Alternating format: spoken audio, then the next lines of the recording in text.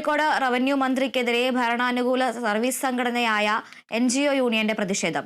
മാനദണ്ഡങ്ങൾ ലംഘിച്ച് സ്ഥലം മാറ്റ ഉത്തരവിറക്കിയെന്ന് ആരോപിച്ചുകൊണ്ടാണ് പ്രതിഷേധം. വിലങ്ങാട് പുനരധിവാസം സംബന്ധിച്ച യോഗം കഴിഞ്ഞ് മന്ത്രി പുറത്തിറങ്ങിയതിന് പിന്നാലെയാണ് പ്രതിഷേധവുമായി NGO യൂണിയൻ രംഗത്ത് വന്നത്.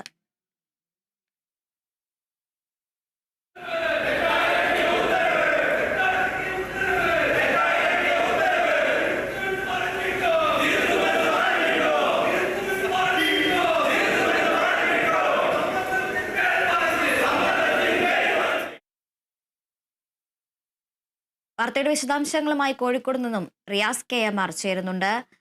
റിയാസ്, മന്ത്രി പുറത്തിറങ്ങിയതിന് തൊട്ട് പിന്നാലെയാണ് ഈ ഒരു പ്രതിഷേധം അവിടെ സംഭവിച്ചിരിക്കുന്നത്. മന്ത്രി പ്രതിഷേധത്തിനോട് എങ്ങനെയാണ് പ്രതികരിച്ചത്? പ്രതിഷേധക്കാരുടെ ആവശ്യങ്ങൾ എന്തെല്ലാമാണ്?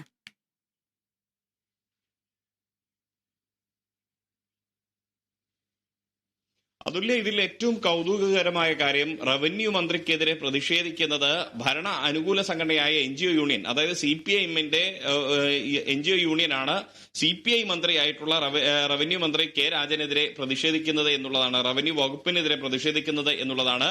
അതിൽ അവർ ഉന്നയിക്കുന്ന ആവശ്യം റവന്യൂ വകുപ്പിലെ മാനദണ്ഡം ലംഘിച്ചുള്ള സ്ഥലം മാറ്റ ഉത്തരവ് റദ്ദാക്കുക, അത് മാറ്റുക എന്നുള്ളതാണ്. അതിലേക്ക് നയിച്ച ഒരു കാര്യം, ഈ കോഴിക്കോട് കളക്ടറേറ്റിലാണ് ഇത് സംബന്ധിച്ച ഒരു പ്രതിഷേധം നടന്നത്. ഇന്ന് റവന്യൂ മന്ത്രി K രാജൻ വിലങ്ങാട് പുനരധിവാസവുമായി ബന്ധപ്പെട്ട ഒരു യോഗത്തിൽ പങ്കെടുത്തിരുന്നു. ആ യോഗത്തിൽ, അത് ജില്ലാ കളക്ടറുടെ ഉൾപ്പെടെ സാന്നിധ്യത്തിലായിരുന്നു ആ ഒരു യോഗം നടന്നിട്ടുണ്ടായിരുന്നത്. ആ യോഗം കഴിഞ്ഞ് മന്ത്രി നേരെ പുറത്തിറങ്ങുന്നു. ആ പുറത്തിറങ്ങുന്ന വേളയിലാണ് ഇതിനെതിരെ ഒരു ശക്തമായ ഒരു പ്രതിഷേധം ഈ ഭരണ അനുകൂല സംഘടനയായ NGO യൂണിയന്റെ ഭാഗത്തു നിന്നും മന്ത്രിക്കെതിരെ ഉണ്ടാകുന്നത്. അവരുടെ സ്ഥലമാറ്റവുമായി ബന്ധപ്പെട്ട് ഈ NGO യൂണിയനും CPIയുടെ സർവീസ് സംഘടനയായിട്ടുള്ള ജോയിന്റ് കൌൺസിലും തമ്മിൽ വലിയ വാക്കുതർക്കം നടക്കുന്നുണ്ട്. ആ വാക്കുതർക്കവും അവർ തമ്മിലുള്ള ഒരു പരസ്പരമുള്ള തർക്കങ്ങൾ അവിടെയുണ്ട്.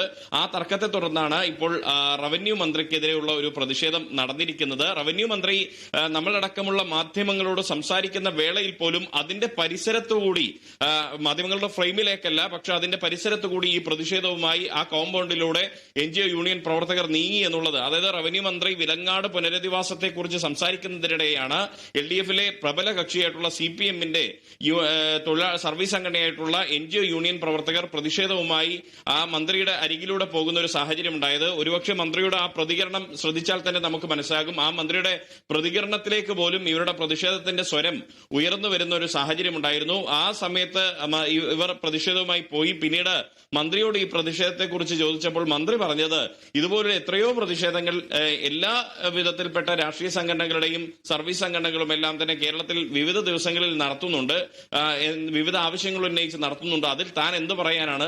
അത്തരത്തിലൊരു പ്രതിഷേധമായി മാത്രമേ ഇതിനെ കാണുന്നുള്ളൂ എന്നുള്ളതാണ്. NGO യൂണിയന്റെ അനുകൂലികളായിട്ടുള്ള ചിലരുടെ സ്ഥലമാറ്റവുമായി ബന്ധപ്പെട്ട പ്രതിഷേധമാണ് NGO യൂണിയൻ ഇന്ന് ഉയർത്തിയത്. അതിനെതിരെ CPIയുടെ ജോയിന്റ് കൌൺസിൽ, CPIയുടെ സർവീസ് സംഘടനയായ ജോയിന്റ് കൌൺസിലും ഈ NGO യൂണിയന്റെ പ്രതിഷേധത്തിനെതിരെ രംഗത്ത് വരികയും ചെയ്തിട്ടുണ്ട്. ഒരു കണക്കിന് ഒരുപക്ഷെ നമുക്ക് ഇതിനെ വിലയിരുത്താവുന്ന ഒരു സാഹചര്യം എന്ന് പറയുന്നത് LDFിലെ പ്രബലരായ രണ്ട് സർവീസ് സംഘടനകൾ തമ്മിലുള്ള ഒരു ചേരിപ്പോര്, അത് കൃത്യമായ രീതിയിൽ പരസ്യമായിരിക്കുന്നു. അത് റവന്യൂ മന്ത്രിക്കെതിരായ പ്രതിഷേധമായി NGO യൂണിയൻ അതിനെ രൂപപ്പെടുത്തിയിരിക്കുന്നു എന്ന് നമുക്ക് കാണാം. അതുല്യ. റിയാസ്, നിലവിൽ ഈ പ്രതിഷേധവുമായി മുന്നോട്ടെത്തിയ NGO യൂണിയന്റെ പ്രതിനിധികൾ അവിടെ നിന്ന് മടങ്ങിപ്പോയിട്ടുണ്ടോ, അതോ പ്രതിഷേധം തുടരാൻ തന്നെയാണോ അവരുടെ തീരുമാനം? പ്രത്യേകിച്ച് മന്ത്രി അത്തരത്തിലൊരു പ്രതികരണത്തിനൊന്നും നിൽക്കാതെ അദ്ദേഹം വാഹനത്തിൽ കയറി പോവുകയായിരുന്നു എന്നാണ് ദൃശ്യങ്ങളിൽ നിന്ന് മനസ്സിലായത്. നിലവിൽ പ്രതിഷേധം തുടരുകയാണോ, അതോ പ്രതിഷേധം അവസാനിപ്പിച്ച് അവർ മടങ്ങിയിട്ടുണ്ടോ?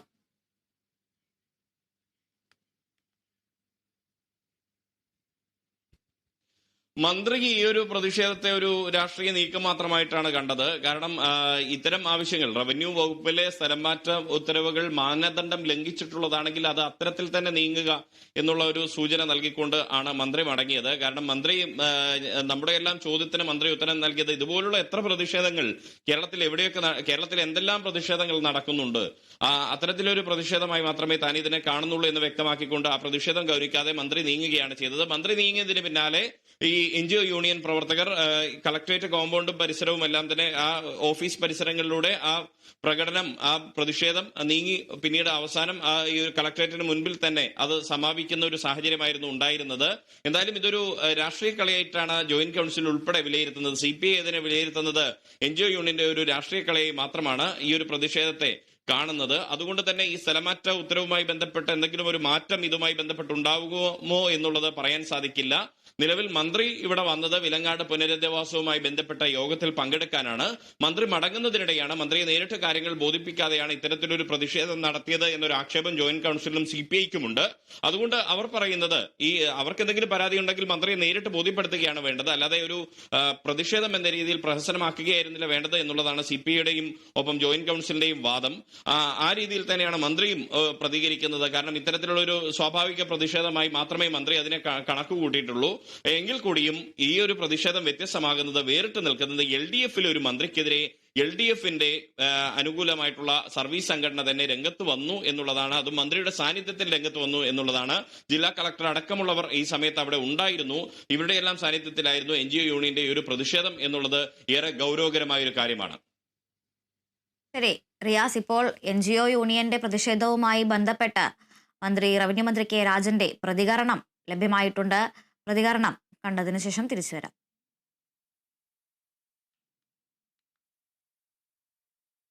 അവിടെ ഒരു ഷെൽട്ടർ സ്ഥാപിക്കണം എന്ന പ്രശ്നം നമ്മുടെ മുമ്പിൽ ഉയർന്നു വന്നിരുന്നു.